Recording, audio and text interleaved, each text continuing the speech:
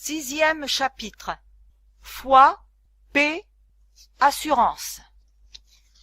Quand votre conscience a été réveillée par le Saint-Esprit, vous avez commencé à voir le caractère odieux du péché, sa culpabilité et les malheurs qu'il engendre. Et vous ne le considérez plus qu'avec horreur. Vous sentez que le péché vous a séparé de Dieu, que vous êtes esclave de la puissance du mal. Plus vous vous débattez pour lui échapper, plus le sentiment de votre impuissance est vif. Vos mobiles sont impurs, votre cœur est souillé. Vous voyez que votre vie a été remplie d'égoïsme et de péché. Vous soupirez après le pardon et la liberté. Que pouvez-vous faire pour être en règle avec Dieu, pour lui ressembler? Ce qu'il vous faut, c'est la paix, c'est le pardon du ciel, c'est l'amour divin dans votre âme. Cette paix, l'argent ne saurait la procurer, l'intelligence ne saurait y conduire, la sagesse ne peut y atteindre. Jamais vous ne pourrez l'obtenir par vos efforts. Mais Dieu vous l'offre à titre de don, sans argent, sans rien payer. Ésaïe 55, verset 1. Elle vous appartient si vous voulez seulement étendre la main pour vous en saisir. L'Éternel dit, si vos péchés sont comme le cramoisi, ils deviendront blancs comme la neige. S'ils sont rouges comme la pourpre, ils deviendront comme la laine. Ésaïe 1, verset 18. Je vous donnerai un cœur nouveau et je mettrai en vous un esprit nouveau. Ézéchiel 36, 26. Vous avez confessé vos péchés et vous les avez délaissés de tout votre cœur. Vous avez pris la détermination de vous abandonner à Dieu. Maintenant, allez à lui et demandez-lui de laver vos péchés et de vous donner un cœur nouveau, et puis, croyez qu'il le fait parce qu'il l'a promis. C'est ce que Jésus nous a enseigné lorsqu'il était ici-bas. Le don que Dieu nous a promis, il faut simplement croire que nous le recevons et qu'il est à nous. Jésus guérissait les maladies de ceux qui avaient foi en sa puissance. Il les secourait dans les choses visibles, afin de leur donner confiance en lui dans les choses invisibles, les amenant ainsi à croire qu'il a autorité pour pardonner les péchés. C'est là ce qu'il a déclaré en guérissant le paralytique, afin que vous sachiez que le Fils de l'homme a sur la terre le pouvoir de pardonner les péchés. Lève-toi, dit-il au paralytique, prends ton lit et va dans ta maison. Matthieu 9, verset 6. C'est aussi ce que dit l'apôtre Jean en parlant des miracles de Jésus-Christ. Ces choses ont été écrites afin que vous croyiez que Jésus est le Christ, le Fils de Dieu, et qu'en croyant vous ayez la vie en son nom. Jean 20, verset 31. Le simple récit de la manière dont Jésus guérit le paralytique du réservoir de Bethséda peut nous aider à comprendre comment il faut croire en lui pour obtenir le pardon des péchés. Considérons cette histoire. Ce pauvre malade était impotent. Il n'avait pas fait usage de ses jambes depuis 38 ans. Cependant, Jésus lui dit, « Lève-toi, prends ton lit et marche. » Jean 5, versets 1 à 9. Le malade aurait pu dire, « Seigneur, si tu veux me guérir, j'obéirai à ta parole. » Mais non, il crut à la parole de Jésus. Il crut qu'il était guéri, et aussitôt il agit en conséquence. Il voulut marcher, et il marcha. Il obéit à l'ordre de Jésus, et Dieu lui donna la force de marcher. Il fut guéri. Vous êtes pécheurs. Vous ne pouvez faire propitiation pour vos péchés passés. Vous ne pouvez changer votre cœur et le sanctifier. Mais Dieu promet de faire tout cela pour vous, par Jésus-Christ. Vous croyez à cette promesse. Vous confessez vos péchés et vous vous donnez à Dieu. Vous voulez le servir tout aussi certainement que vous faites cela. Dieu accomplira sa parole à votre égard. Si vous croyez à la promesse, que vos péchés sont pardonnés et que vous êtes purifiés, Dieu transforme votre foi en réalité. vous êtes guéris tout aussi certainement que le paralytique auquel Jésus a donné la force de marcher dès qu'il crut à sa guérison. La chose est dès que vous croyez. N'attendez pas de sentir que vous êtes guéri, mais dites « Je le crois, la chose existe, non parce que je la sens, mais parce que Dieu l'a dit. » Jésus nous dit « Tout ce que vous demandez en priant, croyez que vous l'avez reçu, et vous le verrez s'accomplir. » Marc 11, verset 24. Mais une condition est liée à cette promesse. Notre requête doit être conforme à la volonté de Dieu. Or, c'est la volonté de Dieu de nous purifier de tout péché, de faire de nous ses enfants, de nous permettre de vivre saintement. Nous pouvons donc demander ces grâces, croire que nous les recevons et remercier Dieu de nous les avoir accordées. Il ne tient qu'à nous d'aller à Jésus pour être purifiés et pour subsister devant sa loi sans confusion ni remords. Il n'y a donc maintenant aucune condamnation pour ceux qui sont en Jésus-Christ. Romains 8, verset 1. Dès cet instant, vous ne vous appartenez plus. Vous avez été rachetés à grand prix. Ce n'est pas par des choses périssables, par de l'argent ou de l'or, que vous avez été rachetés, mais par le sang précieux de Christ, comme d'un agneau sans défaut et sans tache. 1 Pierre 8, versets 18 et 19. Par ce simple acte de foi en Dieu, le Saint-Esprit vous a engendré à une vie nouvelle. Vous êtes maintenant un membre de la famille divine, et Dieu vous aime comme il aime son Fils. Maintenant que vous vous êtes donné à Jésus, ne retournez pas en arrière, ne vous arrachez pas à son étreinte.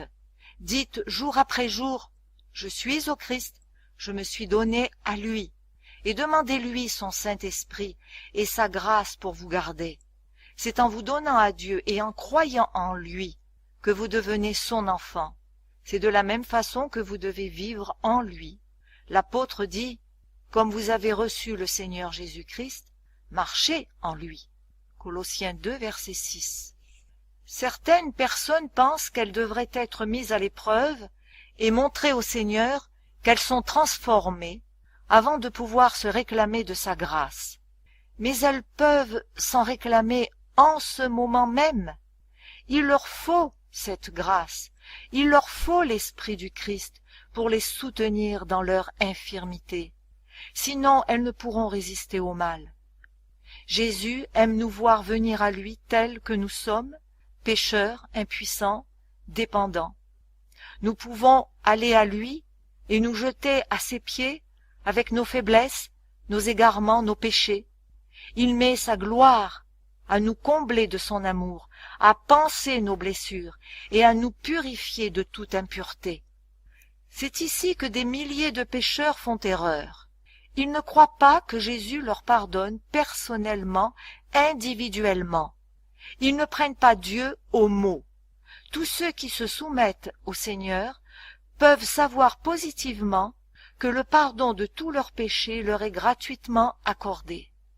Mettez de côté la pensée erronée que les promesses de Dieu ne vous concernent pas. Elles concernent chaque pécheur repentant. Par le ministère des anges, la force et la grâce sont communiquées à tout croyant de la part de Jésus-Christ. Nul n'est pécheur au point de ne pouvoir trouver force, pureté et justice en celui qui est mort pour nous. Jésus ne désire rien tant que de nous enlever nos vêtements tachés et souillés par le péché, et de nous revêtir des robes blanches de la justice. Il nous supplie de vivre, de ne pas mourir.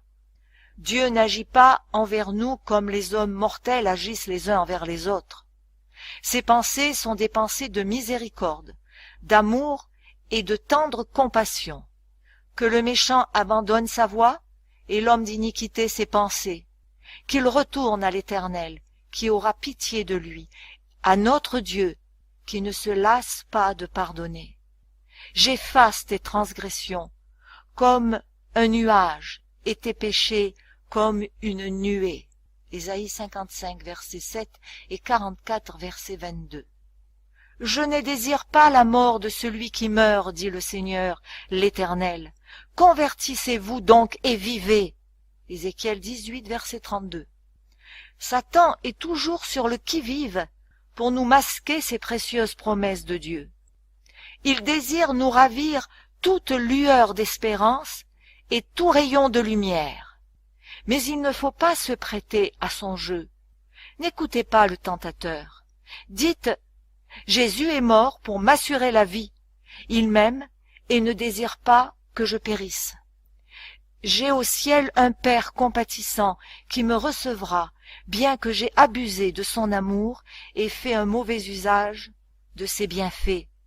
Je me lèverai et j'irai lui dire « J'ai péché contre le ciel et contre toi. Je ne suis plus digne d'être appelé ton fils.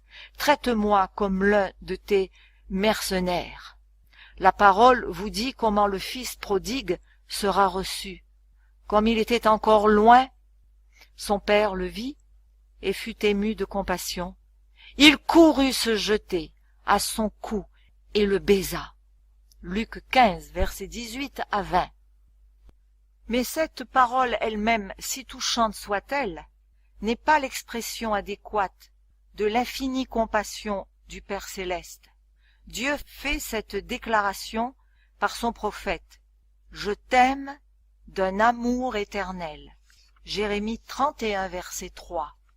Alors, même que le Fils est éloigné de la maison paternelle, gaspillant ses biens dans un pays étranger, le cœur du Père soupire après lui, et chaque désir qui s'éveille dans l'âme du malheureux et le pousse vers Dieu n'est que le tendre plaidoyer de l'Esprit Saint qui le sollicite, le supplie, l'attire vers son Père. Les riches promesses de la Bible, sous les yeux, pouvez-vous encore douter?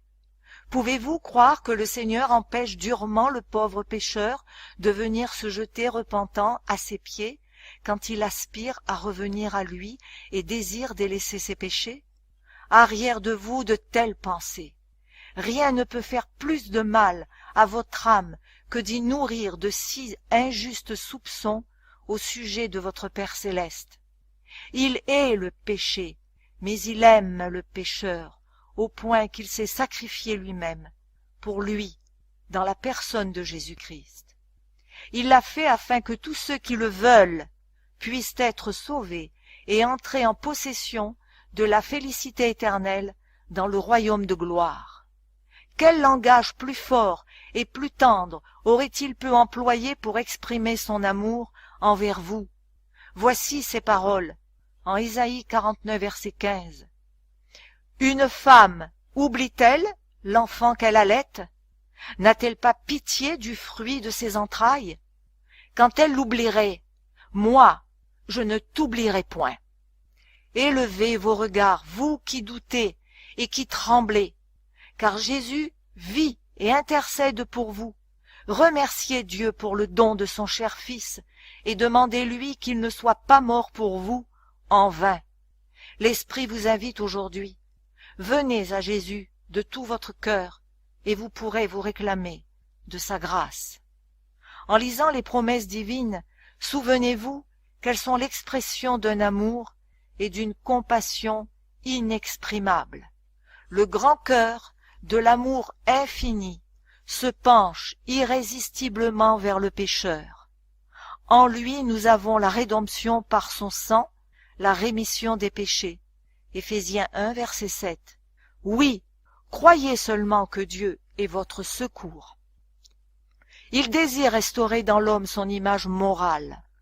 Quand vous vous approcherez de lui par la confession et la repentance, il s'approchera de vous avec la miséricorde et le pardon.